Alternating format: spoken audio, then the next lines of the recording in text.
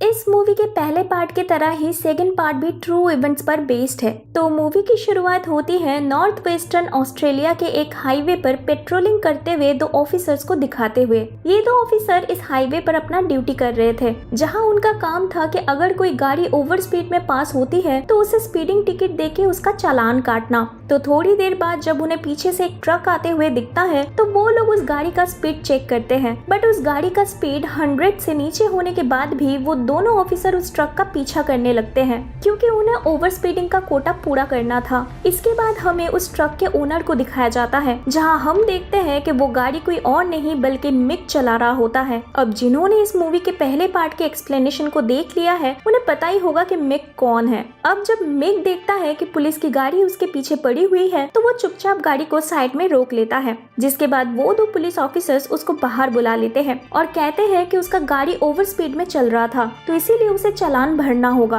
लेकिन जब मिक बोलता है कि उसके गाड़ी का स्पीड 100 से कम था तो वो दोनों ऑफिसर्स उसकी बात ना मान के चालान की टिकट उसके हाथ में देके उसका इंसल्ट करते हुए वहाँ से चले जाते हैं। इसके बाद हम मिक को देखते हैं जो अपने इंसल्ट का बदला लेने के लिए उसके स्नाइपर राइफल के तरफ देख के कुछ सोचने लगता है। इधर वो दो ऑफिसर्स बिना बात के चालान काट के बहुत ज्यादा खुश होते हैं, बट तभी उनकी खुशी मातम में बदल जाती है जब मिक अपने स्नाइपर राइफल से गोली चला देता है उस ऑफिसर पर जो तब ड्राइव कर रहा था, जिसके वजह से कार बेकाबू होकर पलट जाती है और वो दूसरा ऑफिसर बहुत ज्यादा जख्मी हो जाता है। इसके बाद मिक वहाँ पर पेट्रोल लेके आता है और देखता है कि वो दूसरा ऑफिसर गाड़ी से निकलकर भागने की कोशिश कर रहा है। इसके बाद मिक उसके एक टांग को तोड़ डालता है और फिर उसके कमर पर चाकू मार के उसको गाड़ी में बिठा देता है। वो पुलिस ऑफिसर अपने जान की भीख मांगने लगता है, बट मिक स्पीडिंग टिकट को उसके जेब में रखकर उस कार में आग लगाकर उसे जिंदा जला डालता है और वहाँ से चला जाता है। अब अगले सीन में हम एक यंग जर्मन कपल को देखते हैं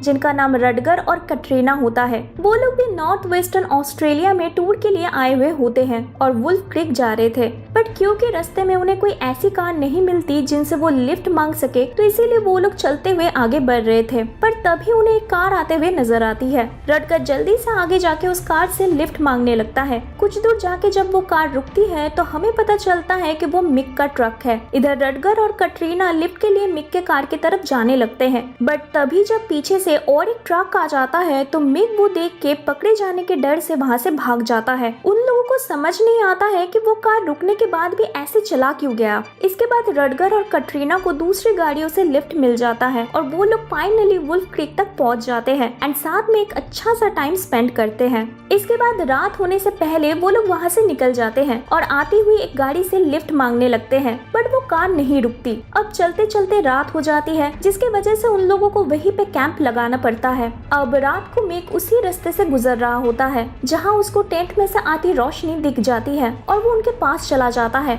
इधर गाड़ी का आवाज सुन के रडगर भी टेंट से बाहर निकल आता है। मिक यहाँ रडगर को बोलता है कि ये एक नेशनल पार्क है तो इसीलिए वो लोग यहाँ पे कैंपिंग नहीं कर सकते हैं, और अगर किसी गार्ड ने उनको यहाँ पे ऐसे देख लिया तो हो सकता है उन्हें इसके लिए फाइन भी भरना पड़े। इसके बाद मिक उनको टाउन तक लिफ्ट देने का ऑफर भी देता है, लेकिन रडगर हेल्प लेने से मना कर देता है और बोलता है कि ऐसा कोई रूल कहीं पे लिखा नहीं है कि हम यहाँ पे कैंपिंग नहीं कर सकते हैं, तो इसीलिए ये रात हम इधर ही रुकेंगे और सुबह निकल जाएंगे। बट इधर रडगर का जवाब सुन के मिक बहुत ज्यादा गुस्सा हो जाता है और वो उसके कमर पर चाकू मार देता है। ये देखकर कटरीना रोते हुए रडगर के पास चली आती है, लेकिन मिक कटरीना को पकड़ के उसका हाथ बांध देता है और फिर उसके साथ जबरदस्ती करने की कोशिश करता है, पर तभी पीछे से रडगर आके मिक के ऊपर हमला कर देता है। लेकिन क्योंकि रडगर की हालत पहले से ही बहुत ज्यादा खराब हो चुकी थी तो इसीलिए वो मिक के साथ लड़ नहीं पाता और फिर मिक चाकू से रडगर का गला काट देता है एंड उसके बॉडी से सर को अलग कर देता है। ये सब देखने के बाद कटरीना डर से कांपने लगती है एंड फिर मिक आके उसे भी बेहोश कर देता है। अब अगले सीन में जब कटरीना को होश आता है तो वो देखती है कि मिक रडगर के बॉडी को छोटे छोटे टुकड़ों में काट रहा है। अब बचने के लिए कटरीना वहाँ से चुपके से निकल जाती है। जब मिक को समझ में आता है तो वो गाड़ी लेके उसका पीछा करने लगता है, लेकिन कटरीना जैसे तैसे करके उससे बच के वहाँ से निकल जाती है। इसके बाद हम पॉल नाम के एक ब्रिटिश टूरिस्ट को देखते हैं जो कि उसी हाईवे से जा रहा होता है। अचानक से जब कटरीना उसके कार के सामने आ जाती है और मदद के लिए चिल्लाने लगती है तो पॉल उसकी हालत देखकर उसको गाड़ी में बिठा लेता है और उसके हाथ में बंधे रस्सी को भी खोल देता है। लेकिन पॉल कुछ समझ पाता उसके पहले ही उधर मिक ट्रक लेके आ जाता है, जिसको देख के कटरीना पॉल को जल्दी से गाड़ी चलाने के लिए कहती है। जब पॉल गाड़ी भगाने लगता है तब मिक आके पॉल के कार को बार बार धक्का मारने लगता है, लेकिन पॉल जैसे तैसे करके अपने कार को संभाल लेता है। इसके बाद मिक खुद के ट्रक को पॉल के कार के पास लेके आता है और उन्हें चाकू दिखाने लगता है। पॉल भी इधर मिक के ट्रक को धक्का मार के साइड कर देता है एंड फिर कुछ दूर जाके वो अपना गाड़ी रोकता है, लेकिन तभी हम मिक को देखते हैं जो उन पर गोली चला देता है। पॉल जल्दी से झुककर खुद को तो बचा लेता है, पर गोली जाके सीधा बाजू में बैठी कटरीना को लगती है, जिससे उसकी वहीं पे मौत हो जाती है। इधर मिक और एक गोली चलाता, बट उसके पहले ही पॉल वहाँ से कार लेके भाग जाता है। वो पूरी रात गाड़ी चलाते रहता है और फिर सुबह गाड़ी को एक जगह पे रोक के कटरीना के डेड बॉडी को वहाँ पे लेटा देता है।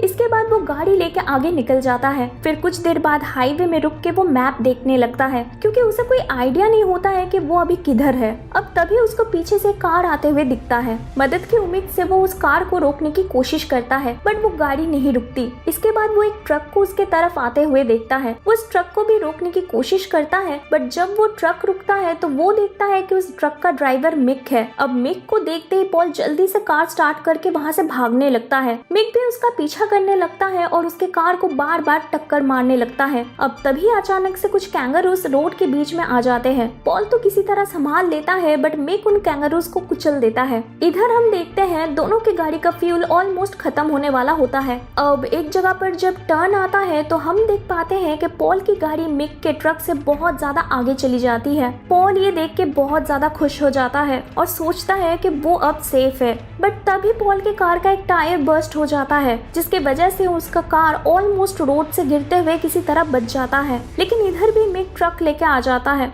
और पॉल की कार को धक्का मार के नीचे खाई में फेंक देता है, बट एयर बैग के कारण पॉल किसी तरह इधर भी बच जाता है। जब वो गाड़ी से बाहर आता है तो देखता है कि मिक का ट्रक फुल स्पीड में उसके तरफ आ रहा है। पॉल वहाँ से जल्दी हट जाता है और खुद को बचा लेता है। जब वो ऊपर की तरफ देखता है तो वहाँ मिक राइफल लेके खड़ा हुआ होता है और उसको देख रहा होता है। इधर मिक पॉल को शूट नहीं कर पाता क्योंकि उसके बंदूक में गोली नहीं होती है। इसके बाद पॉल वहाँ से जान बचा के भागने लगता है और काफी दूर आके थकान के मारे वो जमीन पे गिर जाता है। लेकिन तभी उसको सामने एक घर नजर आता है। मदद के लिए वो उस घर के पास जाता है एंड दरवाजे के पास जाके बेहोश हो जाता है। अब मूवी में आगे कुछ देर बाद जब उसको होश आता है तो वो खुद को उस घर के अंदर पाता है। कपड़े पहन के जब वो उस रूम से बाहर निकलता है तो देखता है कि ये घर एक ओल्ड कपल का है, जिनका नाम जैक और लिली है। इसके बाद लिली पॉल को कुछ खाने के लिए देती है और कहती है कि जल्दी वो लोग उसे टाउन तक छोड़ देंगे। बट पॉल जब खाना खाने लगता है तभी मिक आके बाहर चिल्लाने लगता है और पॉल को बुलाने लगता है।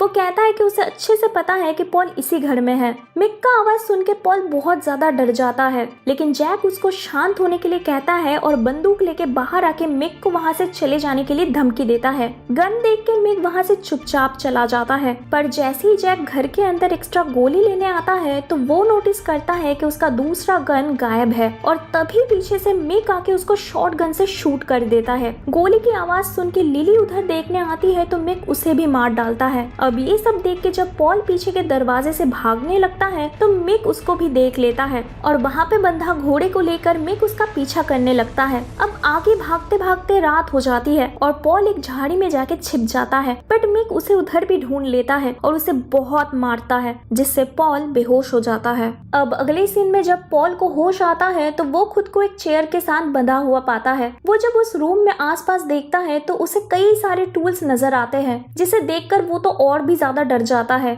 इसके बाद वहाँ मिक आके उसको आउटबैक एरियाज के रूल्स बताने लगता है, जहाँ कभी किसी के लिए गाड़ी नहीं रोकनी चाहिए। तो दोस्तों इधर हमें समझ में आता है कि कोई गाड़ी क्यों नहीं रोक रहा था, बट क्योंकि पॉल यहाँ एक टूरिस्ट था तो इसीलिए उसे इन सब चीजों के बारे में बिल्कुल पता नहीं था। अब क्योंकि पॉल ने कटरीना के लिए गाड़ी रोक दिया था तो इसीलिए अब मिक उसको रूल तोड़ने का सजा दे रहा है। इसके बाद पॉल मिक को जोक सुनाने लगता है। वो किसी तरह कोशिश कर रहा था कि मिक उसको हर्ट ना करे। मिक उसके जोक से एंटरटेन होके पॉल को ड्रिंक ऑफर करता है और उसका एक हाथ खोल देता है। अब आगे मिक पॉल के साथ एक गेम खेलने लगता है, जहाँ पे मिक बोलता है कि वो पॉल को 10 सवाल पूछेगा और वो उनमें से अगर 5 सही जवाब दे देता है तो वो उसको यहाँ से जिंदा जाने देगा, लेकिन अगर पॉल गलत जवाब देता है तो मिक उसकी उंगलियां काट देगा। अब जब मिक सवाल पूछने लगता है तो पॉल सभी जवाब सही देता है, क्योंकि सारे सवाल हिस्ट्री के थे और लक बाई चांस पॉल भी एक हिस्ट्री का स्टूडेंट होता है, तो इसीलिए उसे मिक के सवालों का सही जवाब पता था।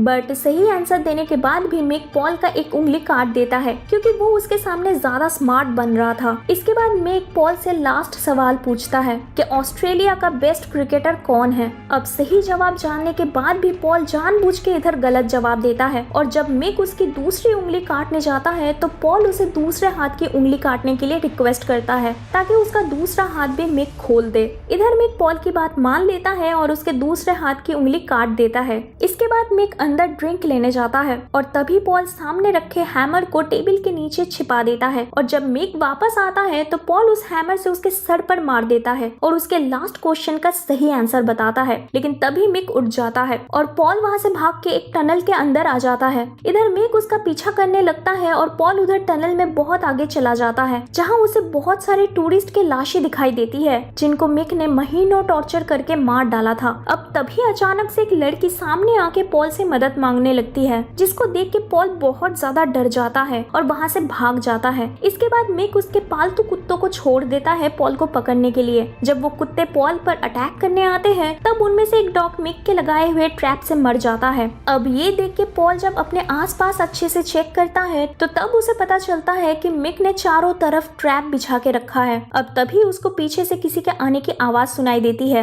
वो उधर ही छिप जाता है ये सोच के कि मिक आ रहा है। जब वो पास आ जाता है तो पॉल उसको धक्का देकर सामने ट्रैप में फेंक देता है, लेकिन तब वो देखता है कि वो मिक नहीं है बल्कि वही लड़की थी जिसने उससे हेल्प मांगा था। अब यही सब चलते तभी पीछे से मिक भी आ जाता है और बोलता है कि सारे फॉरेनर्स कीड़े होते हैं और इनको साफ करना ही उसका काम है। एंड इसके बाद वो पॉल को मार के बेहोश कर देता है। अब अगले सीन में जब पॉल को होश आता है तब वो खुद को टाउन के किसी सड़क पर पाता है। उसके पूरे बॉडी में हजारों जख्म थे और उसके हाथ में एक नोट भी था जिसमें लिखा था लूजर। इसके बाद दो पुलिस ऑफिसर आके उसको लेके जाते हैं एंड फिर मूवी के लास्ट में हमें दिखाया जाता है कि पॉल ने पुलिस को मिक के बारे में सब कुछ बताया होता है, लेकिन वुल्फ क्रीक के अनसॉल्व मर्डर केस में पुलिस उल्टा उसे ही सस्पेक्ट बना देता है। अब इन्वेस्टिगेशन के दौरान पॉल को मेंटल ब्रेकडाउन हो जाता है जिसकी वजह से उसे इंग्लैंड के एक मेंटल हॉस्पिटल में फुल टाइम केयर में रखा जाता है। इसके बाद हम मिक को देखते हैं जो अभी भी आजाद घूम रहा होता है एंड ये मूवी इधर ही खत्म हो जाती है।